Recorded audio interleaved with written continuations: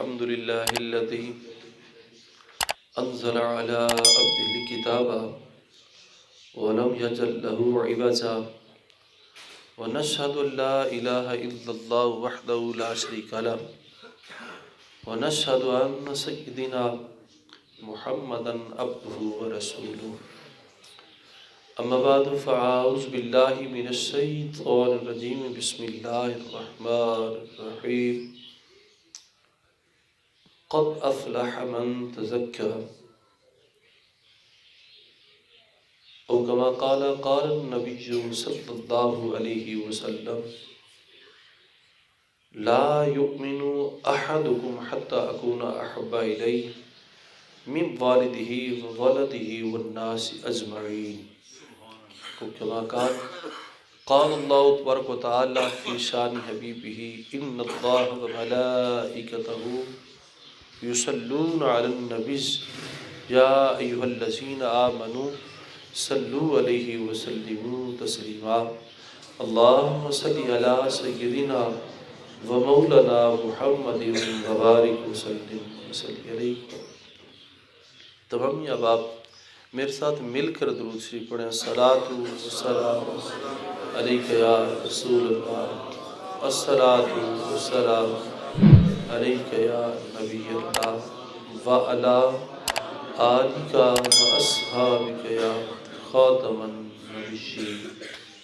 اللہ تعالیٰ جل جلالہ و اما نوالہ و اعظم شانہ سبحانہ تعالیٰ کی حمد و ثنا، حضور پر نور شافع یوم نشور، دانائے شغل فخر رسول احمد مجتبیٰ جانی جناب حضرت محمد مصطفیٰ صلی اللہ علیہ وآلہ وسلم کے ذات والا صفات پہ صلاۃ و سلام کے خراج پیش کرنے کے بعد علماء گرامی قدر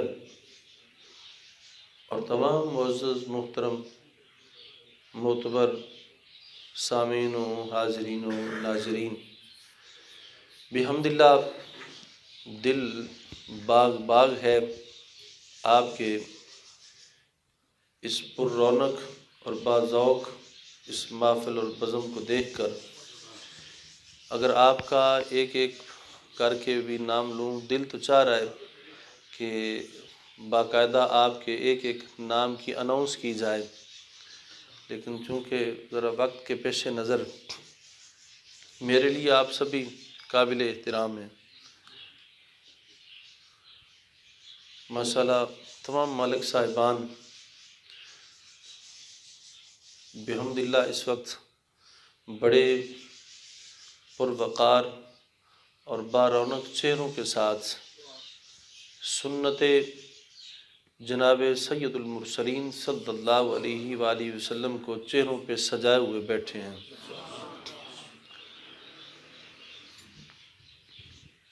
بس آپ کی یہ محفل اور بزم کو دیکھ کے مجھے میرے استاد گرامی کا ایک کتابوں کی تقریض کے اندر ایک شعر ذرا یاد آ رہا ہے۔ بہت عرصہ پہلے انہوں نے لکھا تھا کہ اے زمانہ قدر کر ان کج کلاہان علم کی، اے زمانہ قدر کر ان کج کلاہان علم کی، کہ پیدا اس نمونے کے زماں ہر دم نہ ہوں گے۔ اللہ تعالیٰ مجھے آپ سب کو دین متین پہ استقامت عطا فرمائے۔ ہمارا واسطہ بنے، ذریعہ بنے جناب ہمارے میزبان بانی محفل جناب محمد عبدالجبار بوٹا صاحب، اللہ رب الجلال ان کو ڈھیر ساری برکتیں عطا فرمائے، ان کے والد گرامی کو غریق رحمت فرمائے۔ تو اس حوالے سے میں بس یوں عرض کروں گا کہ اپنے اندر درد پیدا کریں، اپنے اندر احساس پیدا کریں کہ ہمارا آنے کا مقصد کیا ہے، ہم کیسے آئے، ہم نے زندگی کیسے گزارنی ہے۔ تو زندگی گزارنے کے لیے سب سے بہترین جو سبب اور جو ذریعہ ہے وہ ہے درد۔ اپنے سینوں میں درد پیدا کریں، سوز و گداز پیدا کریں، اپنے اندر جتنی زیادہ ہو سکے نرمی اور خشوع و خضوع کو پیدا کریں، عاجزی پیدا کریں۔ جتنا زیادہ درد پیدا ہوگا، احساس پیدا ہوگا، اتنا زیادہ ہمارا وقت اچھا گزرے گا، زندگی بھی سنورے گی، اور اس زندگی کے بل بوتے پہ آخرت بھی سنورے گی۔ سرکار دو عالم صلی اللہ علیہ وآلہ وسلم حضور فرماتے ہیں کہ قرآن مجید فرقان حمید جو ہے یہ درد کے لمحوں میں اترا ہے، یہ درد کے لمحوں میں اترا ہے، اور یہ درد کا کلام ہے۔ اس کو درد کے ساتھ پڑھا کرو، اس کو درد کے ساتھ پڑھا کرو۔ اور اکثر اوقات جب خوش لہن جب قاری صحابہ جب قرآن مجید کی تلاوت کیا کرتے تھے تو حضور سنا کرتے تھے، اور حضور پر ایک رقت طاری ہوتی تھی، حضور گڑ گڑا کے رویا کرتے تھے۔ اور خاص طور پہ حضرت سیدنا ابو موسیٰ اشعری رضی اللہ تعالیٰ عنہ، آپ بڑے خوش آواز کے مالک تھے، اور آپ کی شان میں تو سرکار دو عالم صلی اللہ علیہ وآلہ وسلم یوں فرماتے تھے، حضور سرکار فرماتے ہیں کہ اے ابو موسیٰ اشعری، اللہ رب العزت نے تیرے گلے کے اندر لہن داؤدی کے مزامیر فٹ کیے ہیں،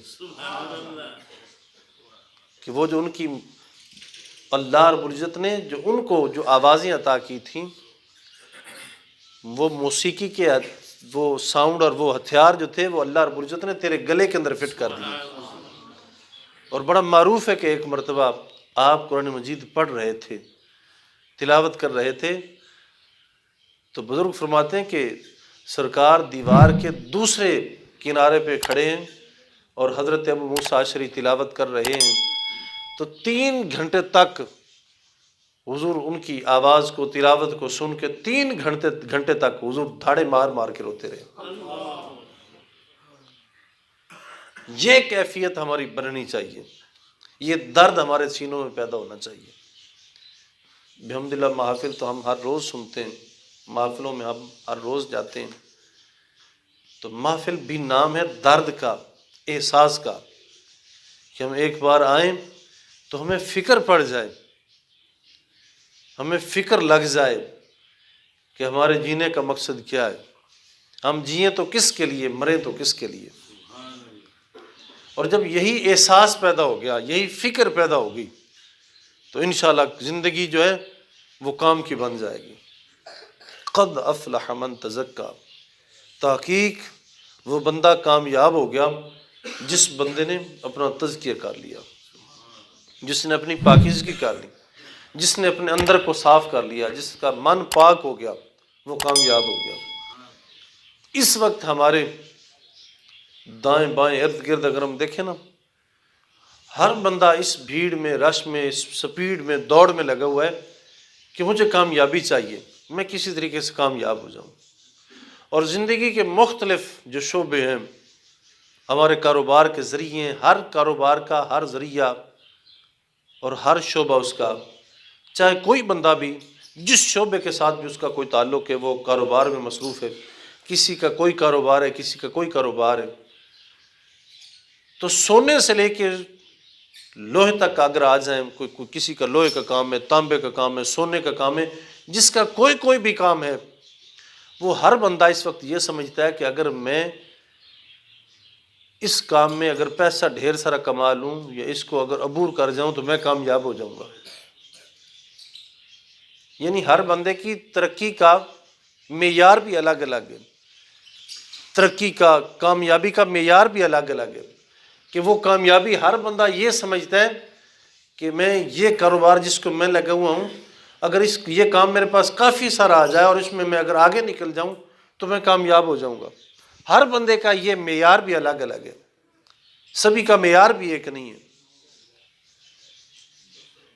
لیکن یہ دنیا دار جو ہیں، انہوں نے ہر اپنے شعبے کو یوں سمجھا ہوا ہے کہ اس میں اگر آگے نکل گئے تو ہم کامیاب ہو جائیں گے، اس کو اگر ہم نے عبور کر لیا، ڈھیر سارا اس کو کما لیا، سنبھال لیا تو ہم کامیاب ہو جائیں گے۔ لیکن میرے عزیز صاحب و بھائیوں، اللہ اس کے رسول صلی اللہ علیہ وآلہ وسلم کی نظروں میں کامیابی کسی اور شے کا نام ہے۔ ہماری کامیابی اور ہے، ان کی نگاہوں میں کامیابی کچھ اور ہے۔ ان کی نظروں میں، ان کی نگاہوں میں جو کامیابی ہے وہ فقط یہی ہے، قد افلح من تزکا۔ فرمایا تم میں سے جس نے اپنا تزکیہ کر لیا وہ کامیاب ہو گیا۔ ہم نے یہ سمجھا ہوا ہے شاید ہمارے پاس پیسے زیادہ آ جائیں، روپے زیادہ آ جائیں، مال زیادہ آ جائے، زراعت زیادہ ہو جائے، مال مویشی جانور زیادہ آ جائیں، ہم کامیاب ہو جائیں گے۔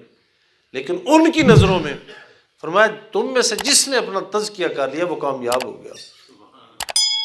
تو معلوم ہوا کہ اپنے من کی صفائی جو ہے، پاکیزگی جو ہے وہ بہت ضروری ہے۔ جس بندے کا من پاک ہو گیا، جس کے اندر یہ درد احساس پیدا ہو گیا، اور اس کی پھر کئی ساری شاخیں، جو خدمت خلق میں لگ گیا، جس کے اندر عاجزی آ گئی، انکساری آ گئی، خشوع و خضوع آ گیا، جس کے اندر نرمی آ گئی۔ اور جیسے حضرت شیخ سعدی رحمۃ اللہ علیہ آپ کے فارسی زبان کا شعر ہے جس کا مفہوم ہے، آپ فرماتے ہیں کہ یقیناً جب پھلدار درخت کی ٹہنی پہ پھل لگتا ہے تو پھل کی وجہ سے جیسے وہ جھک جاتی ہے، جب بندہ خدا کو، جب اس کے اندر عاجزی و انکساری آ جاتی ہے تو وہ بندہ بھی جھک جاتا ہے، وہ بندہ جھک جاتا ہے۔ جو اعلیٰ ظرف ہوتے ہیں ہمیشہ جھک کے ملتے ہیں، صراحی سرنگو ہو کے بھرا کرتی ہے پیمانہ۔ تو جب پاکیزگی ہوگی اندر کی صفائی ہوگی تو یقیناً پھر اس بندے کے لیے فلاح، اس بندے کے لیے کامیابی ہے، وہ بندہ کامیاب ہے، وہ بندہ کامیاب ہے، وہ بندہ نمبر لے گیا۔ تو اس معیار کو آج اپنانے کی ضرورت ہے، اس معیار کو اپنا معیار بنائیں کہ جس نے اپنا تزکیہ کر لیا وہ کامیاب ہو گیا۔ اگر میرا آپ سب کا اگر یہ معیار بن گیا اور یہ سوچ بن گئی اور اس سوچ پہ ہم جم گئے تو یقیناً ہم کامیاب ہیں۔ کوئی دنیا کی طاقت ہمیں شکست نہیں دے سکتی۔ اور بعض اوقات بندے یہ بھی کہتے ہیں کہ دوسروں کو بچھاڑ دینا، دوسروں کو ہٹا دینا، دوسروں کو گرا دینا، دوسروں کو لٹا دینا اور خود کھڑے رہنا یہ کامیابی ہے۔ یہ کبھی نہیں ہو سکتا۔ فاستبقوا الخیرات، نیکیوں میں آگے نکل جاؤ نا، نیکیوں میں سبقت لے جاؤ، نیکیوں میں آگے نکل جاؤ۔ کسی دوسرے کو لٹانے سے، الٹا کرنے سے، گرانے سے کامیابی نہیں، کامیابی اس کا نام ہے فاستبقوا الخیرات، نیکیوں میں آگے نکل جاؤ، نیکیوں میں آگے نکل جاؤ۔ اور یہی کام، یہی عمل، یہی فعل اور یہی خوبصورت عمل حضرات صحابہ رضی اللہ عنہم کا تھا۔ صحابہ رضی اللہ عنہم کیا کرتے ہیں؟ نیکیوں میں آگے نکلیں، دنیا کے جاہ و جلال کو پسند نہیں کیا، کسی چیز کو سامنے نہیں رکھا، دنیا کی مادی کسی سبب کو سامنے نہیں رکھا، ساری ہر چیز اٹھا کے پھینک دیے اور صرف یہی دیکھا ہے اللہ اور اس کے رسول کی رضا کو دیکھا ہے، اللہ اس کے رسول کے فرمان کو سامنے رکھا ہے اور دیکھا اللہ اس کے رسول راضی کس میں ہیں، وہ کس کو پسند کرتے ہیں، ان کی مرضی منشا کیا ہے، وہ کیا چاہتے ہیں۔ نیکیوں میں آگے نکلیں۔ ایک صحابی عرض کرتے ہیں یا رسول اللہ نہ جانے کیا ہو گیا، مجھے یوں لگتا ہے میں سونے اور مٹی میں فرق نہیں کرتا، میری نظروں میں، نگاہوں میں سونا اور مٹی ایک ہو گیا۔ حضور فرماتے ہیں تجھے مبارک ہو، تو نے ایمان کی حلاوت چکھ لی ہے، تو نے ایمان کی حلاوت چکھ لی ہے۔ یہ ہے من قد افلا من تزکا، قد افلا من تزکا، تحقیق وہ کامیاب ہو گیا جس نے اپنا تزکیہ کر لیا، جس نے اپنا تزکیہ کر لیا۔ آج اس وقت ہمارے ماحول اور معاشرے کو، ہماری اس بزم کو، ہمیں ہر ایک کو تزکیہ کی ضرورت ہے، محاسبہ کی ضرورت ہے، اور اس کے لیے سب سے بہترین خوبصورت جو راستہ ہے وہ یقیناً وہ راستہ اچھی صحبت کا ہے۔ اپنی نشست، اپنی صحبت، اپنی سوسائٹی، اپنی دوستی، اپنا یارانہ، اپنا تعلق وہ نیکوں کے ساتھ جوڑو، وہ اہل اللہ کے ساتھ جوڑو، اولیاء اللہ کے ساتھ وابستہ ہو جاؤ، علماء خیر کے ساتھ وابستہ ہو جاؤ۔ جتنا زیادہ ان کے ساتھ جڑ کے رہو گے انشاءاللہ دنیا کے اتنے خطرات آپ کو نقصان کم دیں گے، اتنا زیادہ محفوظ رہ سکتے ہیں، بچ سکتے ہیں۔ ہماری پنجابی زبان کے اندر بھی شعراء نے کمال کی ہے، اور اہل عقل نے، دانشوروں نے بڑی ساری مثالیں دی ہیں، بڑی ساری مثالیں دی دانشوروں نے۔ اگر ہم اپنے ان دانشوروں کی ان امثال کو دیکھ کے انہیں سمجھیں تو یقیناً بہت سارا ہمیں سرمایہ حاصل ہو سکتا ہے۔ وہ ہمارے پنجابی جو سیانے تھے وہ کہا کرتے تھے کہ وہ چکی جو پرانے زمانے کے اندر نا، وہ پتھر کی جو چکی چلتی تھی اس کے درمیان میں کلی ہوتی تھی، تو پتھر کا وہ پوڑ اوپر چلتا تھا، جس پوڑ کے نیچے دانے آتے تھے، گندم آتی تھی، وہ پس جاتی تھی، آٹا بن جاتی تھی، اور چند دانے جو تھے گندم کے، چند دانے وہ بچ جاتے تھے جو کلی کے ساتھ ہوتے تھے۔ تو بزرگ فرماتے ہیں کہ یعنی جو دانے کلی کے ساتھ رہیں گے وہ بچ جائیں گے، تو جو پتھروں کے نیچے آئیں گے وہ پس جائیں گے۔ آج بھی وہی صورتحال ہے، جو اہل اللہ کے ساتھ صحیح وابستہ ہیں اور جو تزکیہ کر رہے ہیں وہ یقیناً آج بھی اسی طرح وہ محفوظ و مامون ہیں، اور جو عمومی طور پہ جو پتھروں کے نیچے ہیں تو وہ پس رہے ہیں، وہ آٹا ہیں۔ آج ہمارے ماحول اور معاشرے کی مثال یہی ہے۔ آج بسا اوقات اکثر و بیشتر آپ دیکھیں تو کیا ہو رہا ہے، یہ سارا کا سارا وہی وہ چھان برا اور وہ آٹا بن رہا ہے۔ بس کچھ خاص جن پر اس مالک کی نگاہ ہے، کرم ہے، مہربانی اس کے فضل سے وہ بچے ہوئے ہیں، تو صحبت کا اثر ہے۔ اور یہ صرف ایک نہیں، دو چار نہیں، متعدد بار کلام مجید فرقان حمید میں اسی طرف ہمیں اشارہ دیا گیا۔ کتنے ایسے مقام ہیں، وَاتَّبِعْ سَبِيلَ مَنْ أَنَابَ إِلَيَّ، ان لوگوں کی راہ کو تلاش کر جو اللہ رب العزت کی طرف جن کا رجوع ہے، جن کا قرب، جن کا رجوع، جن کی توجہ، جن کی انابت تمہارے رب کی طرف ہے، ان کے راستے کو اختیار کر۔ اور ایک دوسرے مقام پہ فرما ربنا فاغفر لنا ذنوبنا وکفر عنا سیئاتنا وتوفنا مع الابرار، اے بندے اپنی موت بھی مانگ تو وہ بھی نیکوں کے ساتھ مانگ۔ یا اللہ ہمارے گناہوں کو بخش دے، ہمارے گناہوں کو مٹا دے، ہمیں بخش دے، اور ہمارا خاتمہ، ہمارا مرنا نیکوں کے ساتھ فرما۔ رب ہب لی حکما والحقنی بالصالحین، اے مولا اپنے کاموں کو میرے لیے آسان فرما، مجھے اپنے حکم عطا فرما، اور میرا جینا جو ہے مجھے نیکوں کی صفوں کے ساتھ ملا، مجھے نیکوں کی صفوں میں شامل فرما۔ ربنا ہب لنا من ازواجنا وذریاتنا قرۃ اعین، اے ہمارے رب مجھ پہ فضل فرما۔ ربنا ہب لنا، اے مولا مجھ پہ اپنی عطا فرما، وازواجنا، اور مجھے ربنا ہب لنا من ازواجنا وذریاتنا، اپنی مولا بیویوں کی طرف سے، گھر والوں کی طرف سے اور اولاد کی طرف سے مولا ہماری آنکھوں کو ٹھنڈا فرما۔ اور آگے کیا فرمایا، وَاجْعَلْنَا لِلْمُتَّقِينَ إِمَامًا، اور مولا ہمیں متقیوں کا امام بنا، ہمیں متقیوں کا امام بنا۔ قربان جائیں، فرمایا الا ان اولیاء اللہ لا خوف علیہم ولا هم يحزنون، خبردار آگاہ ہو جاؤ، انہیں کوئی خوف نہیں، انہیں کوئی غم نہیں، انہیں کوئی حزن نہیں، انہیں کوئی کسی قسم کی پریشانی نہیں ہے۔ مولا وہ کون ہیں؟ فرمایا الذین آمنوا وکانوا یتقون، وہ لوگ جو ایمان لانے کے بعد جو ہمیشہ ہمیشہ پرہیزگاری اختیار کرتے رہے، جو پرہیزگار بن گئے۔ اور یہاں کیا ہے، فرمایا وَجَعَلْنَا لِلْمُتَّقِينَ إِمَامًا، اور مولا ہمیں متقیوں کا امام بنا، متقیوں کا بھی امام بنا۔ تو یعنی فرمایا ہمیں یہ تعلیم دی گئی کہ جب مانگنے پہ آؤ نا، جب مانگو تو اپنے رب سے یوں مانگو کہ مولا ہمیں بنا تو بنا بھی متقیوں کا امام بنا، مجھے متقیوں کا امام بنا دے۔ تو یہ کب ہوگا؟ یہ ہمارے حال کب بنیں گے؟ ہم کب سدھریں گے؟ ہم لذت چاشنی کب چکھیں گے؟ ہم ایمانوں کی حلاوت کو ہمیں کب نصیب ہوگی؟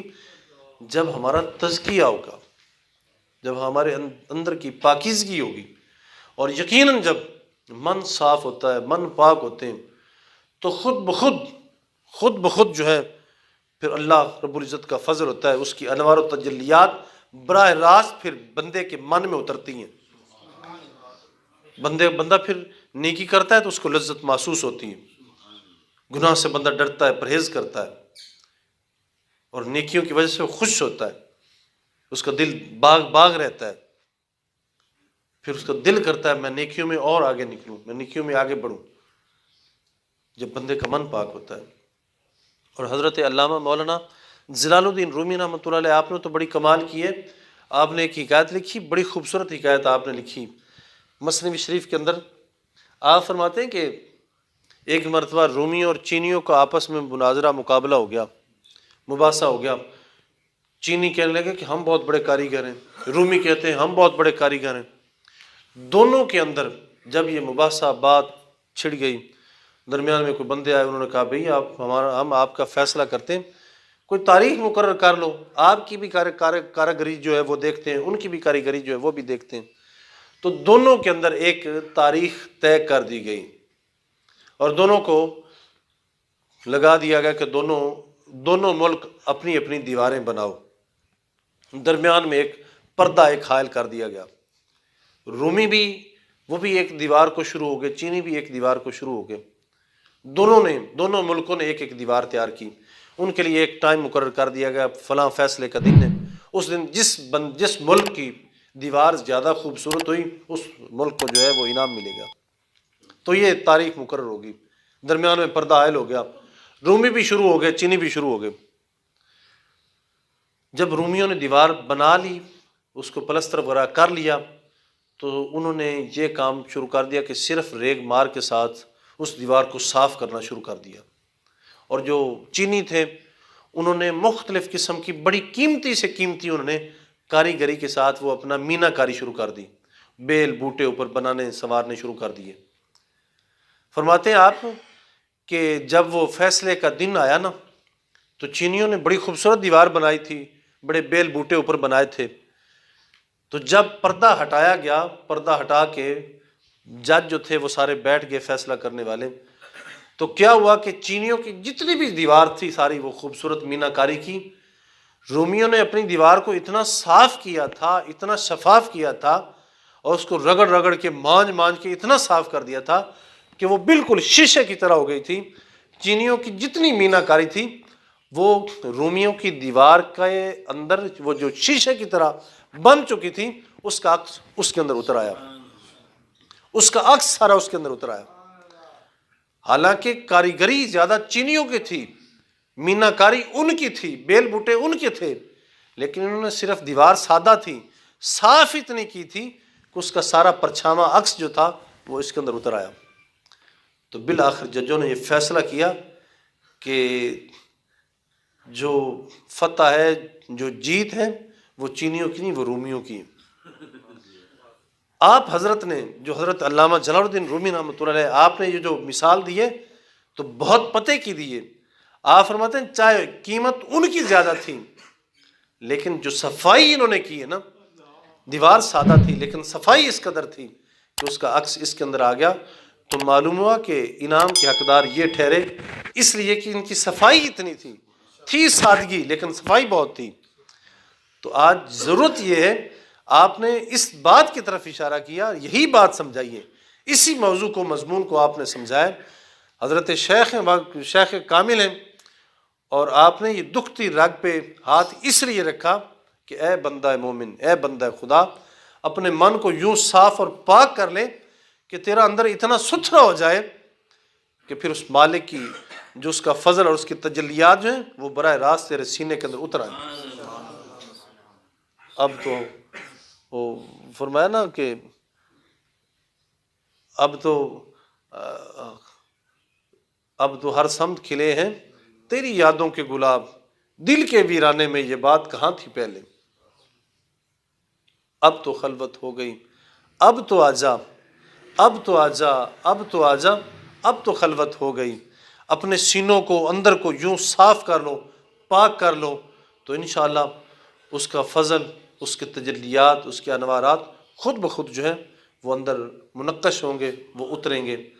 تو میرے صاحب و بھائیوں، اللہ رب ذوالجلال جو میں نے اپنے ٹوٹے پھوٹے انداز کے اندر دو چار باتیں آپ سے کی ہیں، اللہ تعالیٰ مجھے بھی آپ سب کو عمل کرنے کی توفیق عطا فرمائے، ہمارے من کو بھی پاک فرمائے اور ہمارے تن کو بھی پاک اور صاف فرمائے، اور ہمیں سرکار دو عالم صلی اللہ علیہ وسلم کے ساتھ والہانہ اور دیوانہ وار محبت نصیب فرمائے، اور ہمارے عزیز بھائی عبدالجبار صاحب کی اس خصوصی اس کاوش کو، اس ساز کو، اس سایہ دینیہ کو قبول فرمائے، اور ان محفل شریف کی گزرنے والی ان گھڑیوں کو، ایک ایک گھڑی کو ہمارے لیے باعث نجات اور باعث پر مسرت فرمائے۔ وآخر دعوانا الحمد للہ رب العالمین وما علینا الا البلاغ المبین۔